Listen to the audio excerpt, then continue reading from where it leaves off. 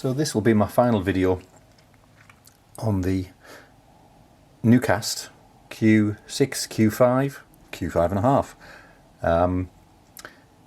As you can see, I think we're, well, as far as I'm concerned, I'm finished. I'm not going to do any more on this model. It's been an interesting learning curve, and I'm doing these NuCast models really to sort of teach myself kit building, because they are old models, old kits, but I think they're very viable. I think they can produce, as you can see, an excellent looking model. I can't complain about the quality of the kit really.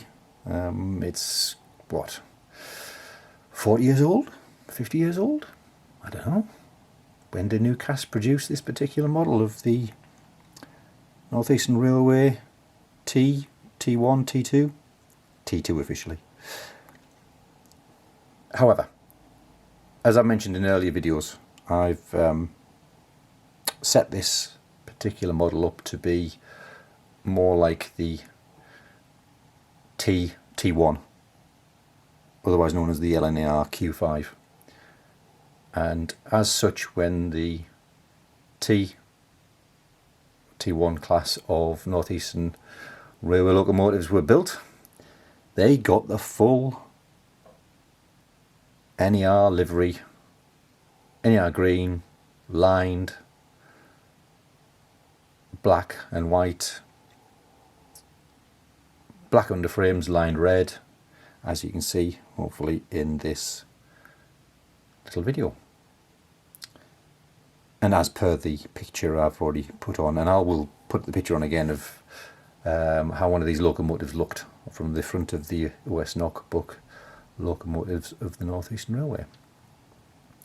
But I have to say I'm really chuffed with the way it's turned out.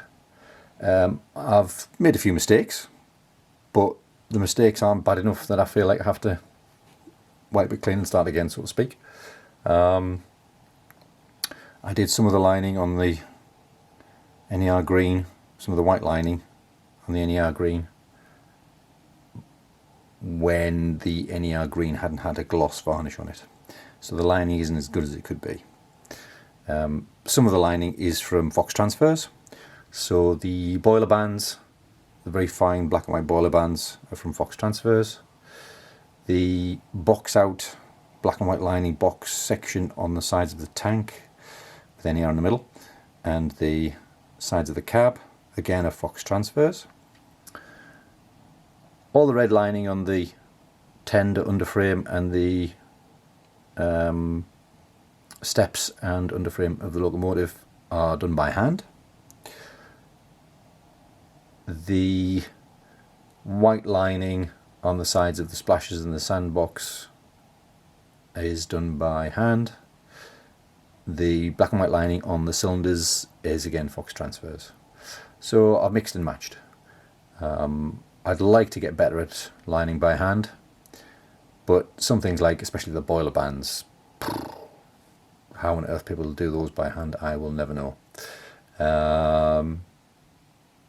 So yeah, overall though, I am quite pleased with the way it's turned out. So I think all that remains to be seen is to let's get it running. The only downside is it is quite a noisy runner. I do have a gearbox and motor on order from High Level Kits, so we'll get that put on when it arrives, see if that makes it a bit quieter. But as it stands, it'll chuff along with the motor and the gearbox came in the box really. Not that the kit originally had a motor and gearbox in the supplied kit, but obviously I bought this as a second-hand kit, unmade, and the previous owner did have this motor gearbox combination, which I think we've probably already seen in a previous video. But it is a noisy thing. However, let's get it running, see what you think.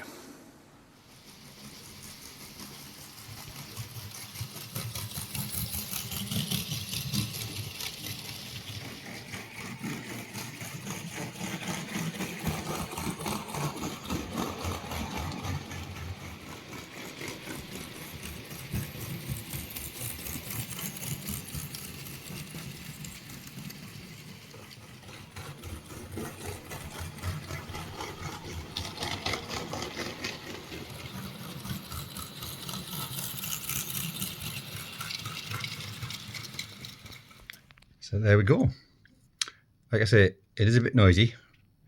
Hopefully the high level motor and gearbox will cure that. But yeah, not too shabby. So my second kit built locomotive and my first kit built locomotive. The G5 has, or the O class I should say, has a high level high level motor and gearbox, and it runs a lot quieter, a lot smoother. So I'm hoping we'll have the same effect. Because you do notice if I run the chassis by itself, the motor gearbox it's got in the moment, it does wobble a bit. It's not brilliant. So new motor gearbox should cure a lot of the ills. And also, while on the subject of North Eastern Railway, shout out to Acura Scale. These three arrived literally the day after I'd finished the locomotive. So today's Monday, yesterday was Sunday, and they came today. And don't they look great? Absolutely fabulous.